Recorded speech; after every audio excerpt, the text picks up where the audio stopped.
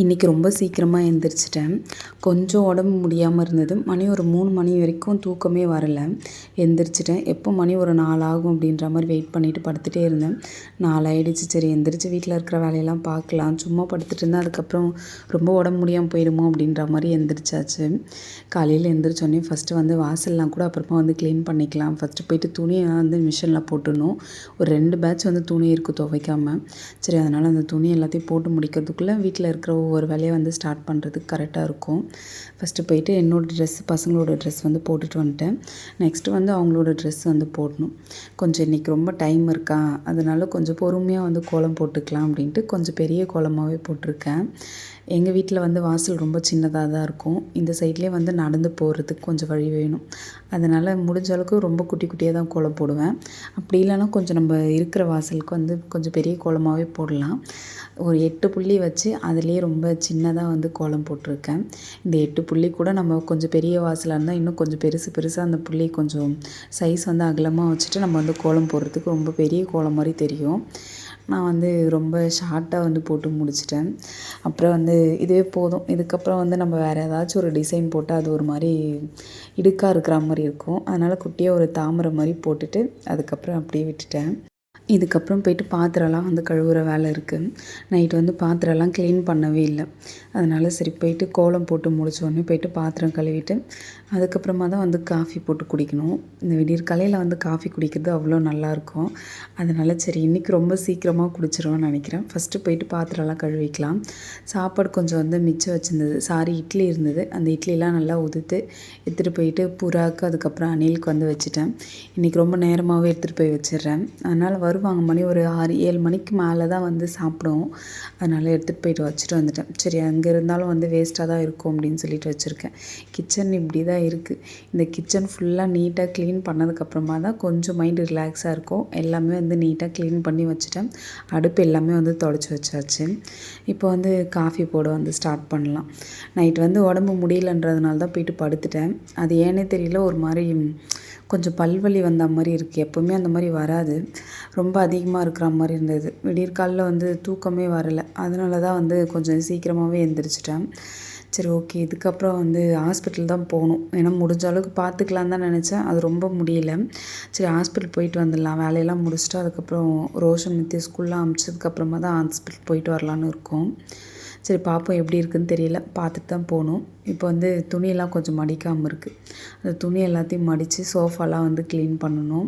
சீக்கிரமாக எழுந்திரிச்சதுனால வந்து நம்ம வந்து எவ்வளோ வேலையாக இருந்தாலும் நம்மளுக்கு அவ்வளோ வந்து கஷ்டமாலாம் தெரியாது. கொஞ்சம் நல்லா பொழுது விடிஞ்சு எந்திரிக்கும் போது வந்து நம்மளால் அந்த வேலை பார்க்குறதுக்கு கொஞ்சம் டென்ஷனாக இருக்கும். விடியற்காலில் இருக்கும்போது வந்து நமக்கான நேரம் அதிகமாக கிடைக்கிற மாதிரி இருக்கும். கொஞ்சம் டென்ஷன் ஆகிற வேலை கூட கொஞ்சம் நிதானமாக செய்கிற மாதிரி இருக்கும். இந்த துணி துவைக்கிறது ஒரு பக்கம் கஷ்டமாக இருந்தாலும் துணி மடிக்கிறது அதை விட பெரிய கஷ்டமாக இருக்கும். ஒரே நாள் ட்ரெஸ்ஸு தான் இது. எல்லாரோட துணி வந்து ஒரு 2 நாள் வச்சு துவைச்சேன். அதனால் இது மடிக்காமையே இருந்தது. ரோஷன் மித்தி வந்து நைட் வந்து வீடு க்ளீன் பண்ணாங்க. ட்ரெஸ் எல்லாம் கொஞ்சம் கம்மியாக இருந்ததுன்னா அவங்கவுங்க ட்ரெஸ்ஸை வந்து மடிக்க வைக்க சொல்லிடுவேன். இன்றைக்கி ரொம்ப அதிகமாக இருந்ததுனால நீங்கள் மடிக்க வேணாம், எடுத்துகிட்டு போய் வச்சுருங்க. ஆனால் தினமெல்லாம் அந்த வேலை பார்க்க மாட்டாங்க. சொல்லும்போது ஒரு சில டைமில் வந்து துணியெல்லாம் அவங்களோட ட்ரெஸ் எல்லாம் மடித்து வச்சுருவாங்க. இன்றைக்கி அவ்வளோ செய்யலை. நானுமே வேணான்னு விட்டுட்டேன். அது அப்படியே சோஃபா மேலே போட்டுட்டாங்க. அப்படியே போயிட்டு நைட்டு படுத்துடவே நமக்கு உடம்பு முடியாதது ஒரு பக்கம் இருந்தாலும் இந்த வேலைலாம் இருக்குது அப்படின்றதுனால சுத்தமாக தூக்கமே வரல.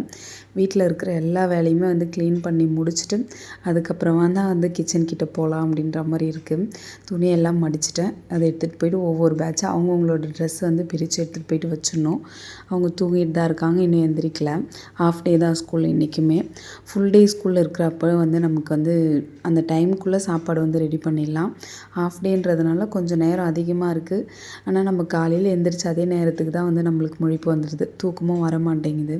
சரி அப்புறம் வீடெல்லாம் க்ளீன் பண்ணிவிட்டு பெருக்கிட்டு இருந்தேன். வீடு க்ளீன் பண்ணிவிட்டு பூஜை ரூம் வந்து க்ளீன் பண்ணணும். சரி பூவெல்லாம் கொஞ்சம் மாற்றாமல் இருக்குது. அந்த பூ எல்லாத்தையும் மாற்றிட்டு விளக்கேற்றிட்டா வந்து அதுக்கப்புறம் வீட்டில் இருக்கிற எல்லா வேலையும் முடிஞ்ச மாதிரி தான். கொஞ்சம் பொறுமையாக வந்து சமைக்கிற வேலை வந்து ஸ்டார்ட் பண்ணிடலாம். டென்ஷனே இல்லாமல் இருக்கும். சுற்றி இருக்கிற வேலையெல்லாம் எதுவுமே முடிக்காமல் அதுக்கப்புறம் கிச்சனில் போயிட்டு வேலை பார்க்குறதுக்குமே கொஞ்சம் கஷ்டமாக இருக்கிற மாதிரி இருக்கும். அவங்க தூங்குனதுனால அந்த ஹாலில் மட்டும் பெருக்கவே இல்லை. அந்த பூஜை ரூம் இருக்கும் பார்த்திங்களா, அந்த ரூமை வந்து பெருக்கி க்ளீன் பண்ணிவிட்டேன். அதுக்கப்புறம் வெளியில் இருக்கிற ரூமே வந்து க்ளீன் பண்ணிட்டேன். பூ ஃபுல்லாமே வந்து மாற்றிட்டு ஒரு டிஷ்யூ வச்சு எல்லாத்தையும் தொடச்சி வச்சு நீட் பண்ணிவிட்டு எண்ணெய்லாம் கொஞ்சம் மாற்ற வேண்டியிருக்கு. அந்த எண்ணெயெல்லாம் மாற்றிட்டு பூ ஃபுல்லாக வந்து கொஞ்சம் ஃப்ரெஷ்ஷான பூ நேத்திக்கே வாங்கிட்டு வந்து வச்சுட்டேன். இப்போ வந்து வெயில் டைம்ன்றதுனால சாமந்திலாம் கொஞ்சம் நல்லாவே இருக்குது. ஆனால் விலை கொஞ்சம் அதிகமாக இருக்கா மாதிரி தான் இருக்குது. மல்லி வந்து இப்போ கொஞ்சம் கம்மியாகுது ரேட்டு. அதுக்கு முன்னாடி வந்து ஒரு முழம் வந்து ரூ. 80 ரூ. 100 அப்படின்னு வித்துட்டு இருந்தாங்க. இப்போ ஒரு ரூ. 30 ரூ. 40 தான் விற்கிறாங்க. சரி நம்ம சாமந்தியே வாங்கிட்டு வந்துடுவோம். இன்னும் கொஞ்சம் கம்மியாச்சுன்னா வெயில் டைமில் வந்து மல்லி வாங்கிட்டு வந்து எல்லா சாமி ஃபோட்டோவுக்கு வைக்கலாம். அவ்வளோ நல்லாயிருக்கும். அந்த அளவுக்கு இன்னும் கம்மியாக வரல. ஒரு முழம் ரூ. 10 ரூ. 20 அப்படின்ற மாதிரிலாம் விற்பாங்க. அப்போ தான் நல்லாயிருக்கும். எல்லாம் உதிரியாக வாங்கிட்டு வந்து கூட நம்ம அதை கட்டி வச்சுக்கலாம். முடிஞ்ச அளவுக்கு அந்த உதிரி பூ தான் வாங்கிட்டு வந்து கட்டுற மாதிரி இருக்கும். அது கொஞ்சம் ஈஸியாக இருக்கும். நிறையவுமே கொடுப்பாங்களா, அதனால் அப்படி தான் பிளான் பண்ணி வச்சுருக்கேன். பார்ப்போம். வெயில் டைமில் இந்த மாதிரி வந்து பூ மல்லி வச்சு சாமி கும்பிடும்போது சூப்பராக இருக்கும். சரி பூவெல்லாம் வந்து க்ளீன் பண்ணிவிட்டு சாமி ஃபோட்டோ எல்லாமே வந்து நீட்டாக எடுத்து வச்சாச்சு. விளக்கேற்றி சாமி கும்பிட்டுட்டேன். அவங்களுமே கொஞ்சம் வெளியில் போகிற வேலை இருந்ததா, காலையில் வந்து அவங்களுமே சாமி கும்பிட்டுட்டு அதுக்கப்புறம் கிளம்பிட்டாங்க. இதுவுமே ஒரு ரீசனாக கூட இருக்கலாம். வெளியில் போகும்போது அவங்கள அனுப்பிச்சிட்டு அதுக்கப்புறமா அந்த வீட்டில் வந்து நம்ம விளக்கேற்றி சாமி கும்பிடக்கூடாது. வீடெல்லாம் அப்போ தான் துடைக்கிற வேலைலாம் இருக்கும். அதனால் அவங்க வெளியில் கிளம்புறதுக்கு முன்னாடி வீட்டில் இருக்கிற வேலையெல்லாம் முடிச்சிட்டா கொஞ்சம் நல்லாயிருக்கும். யாருமே வந்து வெளியில் போனதுக்கப்புறம் வந்து வீடெல்லாம் துடைக்கக்கூடாது, பெருக்கக்கூடாதுன்னுவாங்க. அதனால் எல்லா வேலையும் வந்து முடிச்சாச்சு. இப்போ வந்து ரிலாக்ஸாக வந்து காஃபி போட்டு குடிக்கலாம்.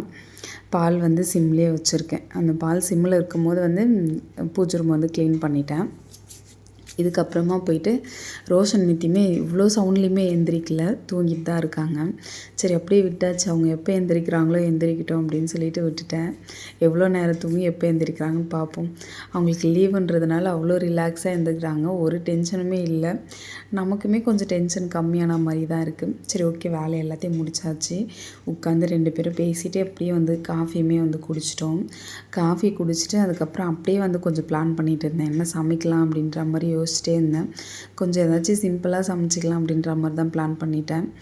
அவங்க வந்து இதுதான் வேணும் அதுதான் வேணும்னு கேட்க மாட்டாங்க. ரோஷன் மித்தி எங்கள் வீட்லேயுமே அவங்களுமே கேட்க மாட்டாங்க. செய்கிறத சாப்பிட்டுப்பாங்க. எப்போயாச்சும் கொஞ்சம் எனக்கு ரிலாக்ஸாக இருக்கும்போது கேட்பேன், ஏதாச்சும் வேணுமா சமைச்சி கொடுக்குறேன் அப்படின்னு சொல்லிட்டு எனக்கு கொஞ்சம் மைண்டு ரிலாக்ஸாக இருக்கும்போது தான் கேட்பேன். அப்போ தான் வந்து சொல்லுவாங்க. அப்படியுமே வந்து ரோஷன் மித்தி சொல்லுவாங்க.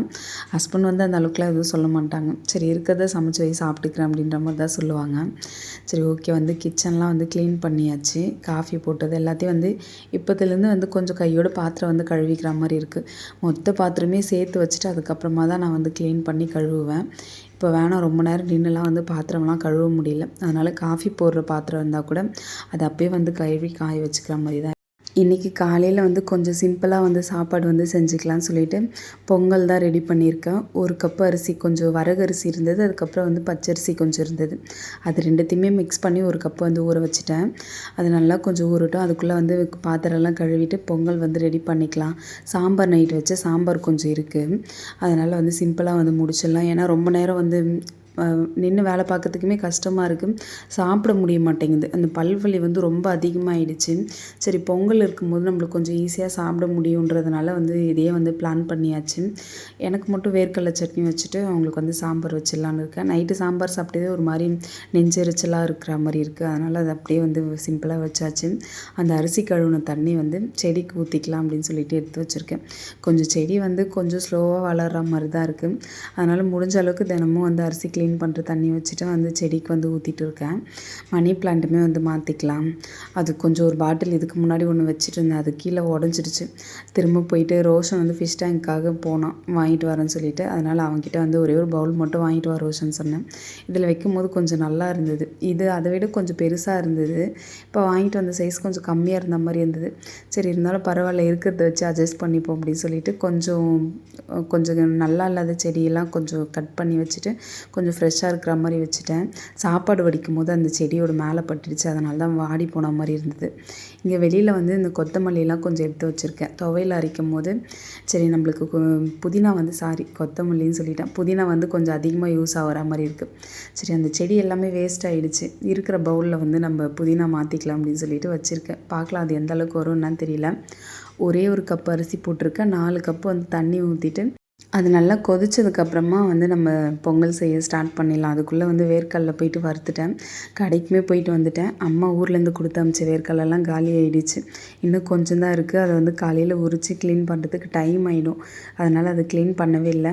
எப்படி இருந்தாலும் இதுக்கப்புறம் அவங்க வெளியில் தான் வாங்குற மாதிரி இருக்கும். சரி போயிட்டு வாங்கிட்டு வந்துருமே அப்படின்னு சொல்லிட்டு வாங்கிட்டு வந்து வேர்க்கடலெல்லாம் வந்து க்ளீன் பண்ணிட்டேன்.